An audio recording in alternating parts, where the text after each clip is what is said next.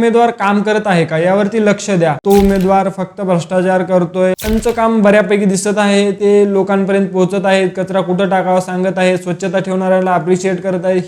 मागच्या काही दिवसांपासून नेते आपापला प्रचार सुरू केलेले आहेत, तर आपण मागच्या 5 वर्षांमध्ये कोणत्या नेत्याने काय काम केले यावरती एकदा नजर टाका। तुम्ही तुमचा उमेदवार जो मागच्या 5 वर्षाखाली निवडून दिला होता, तो उमेदवार काम करत आहे का यावरती लक्ष द्या। मागच्या 5 वर्षात त्या नेत्याने उमेदवाराने काय काय काम केलेलं आहे यावरती आपल्याला नजर टाकणं एकदम गरजेचं आहे। जो पण आपण उमेदवार निवडून देतो तो उमेदवार आपला मालक नाहीये, तो आपला सेवक आहे। पहिली गोष्ट हे लक्षात ठेवा, कारण आपण ज्याला पण देतो आहोत तो सेवा करण्यासाठी येत आहे, हे त्याचं उद्दिष्ट असलं पाहिजे। असं होता कामा नये की आपण एखाद्या उमेदवाराला निवडून दिलो पण तो उमेदवार फक्त भ्रष्टाचार करतोय, आलेले काम फक्त डुप्लिकेट करतोय आणि पैसा खातोय, असं होता कामा नये। यावरती पण खूप लक्ष देणं गरजेचं आहे। पुण्याचा जो सराडी, कल्याणनगर, कोरेगाव पार्क, मगरपट्टा आणि पुण्याचा सेंट्रल एरिया जो कर्वेनगर, कोथरूड आणि स्वारगेट असा म्हणजे आसपासचा एरिया, हा एरिया फक्त स्वच्छ दिसतो मला, पण जेव्हा मी बाहेरच्या साईडने जातो, आउटर एरिया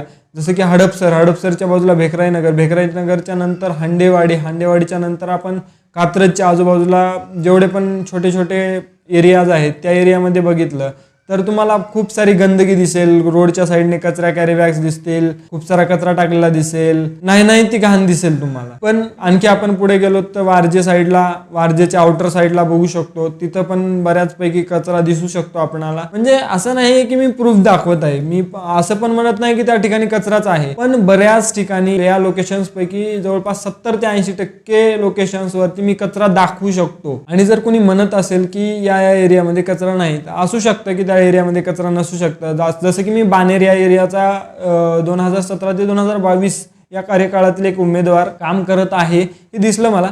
ते मी त्याची इंस्टाग्राम प्रोफाईल थोडी चेक केली तर बऱ्याच दिवस झालं हे काम करत आहेत, म्हणजे चांगल्या प्रकारे। मी मागचे जास्त दिवस तर चेक केलेलं नाहीये, पण मागचे जवळपास 2-3 महिने तर 4 महिन्याचं झालं चेक करतोय, त्यांचं काम बऱ्यापैकी दिसत आहे, ते लोकांपर्यंत पोहोचत आहेत, कचरा कुठं टाकावा सांगत आहे, स्वच्छता ठेवणाऱ्याला अप्रिशिएट करत आहे। आज अगदी महत्त्वाचा मुद्दा हा झालेला आहे की पोल्युशन कसं कंट्रोलमध्ये आणता येईल। पोल्युशन एवढं वाढलेलं आहे, पुण्यामध्ये 160च्या जवळपास AQI जात आहे। AQI म्हणजे एअर क्वालिटी इंडेक्स। जर हे पोल्युशन 100च्या मध्ये असेल तर ते शरीरासाठी चांगलं असतं, आणि 100 ते 150चं हे फक्त सर्व्हाइव्ह करण्यापुरतं असतं। 150च्या वरी गेलं म्हणजे अनहेल्दी झालेलं आहे। त्यामध्ये एअर पोल्युशन हे 2-4 गोष्टींमुळे वाढतं, जसं की आपण कचरा जाळताना बघतो, कचरा जाळला नाही पाहिजे। परत जे काही कन्स्ट्रक्शनचे काम आहेत ते कन्स्ट्रक्शनचे काम कंट्रोलमध्ये आणले पाहिजेत, ज्यामुळे धूळ होता कामा नये। परत जिथे कन्स्ट्रक्शनच्या गाड्या जात येत असतात तिथं चिखल वगैरे असतो, तर त्या चिखलामुळे रोडवरती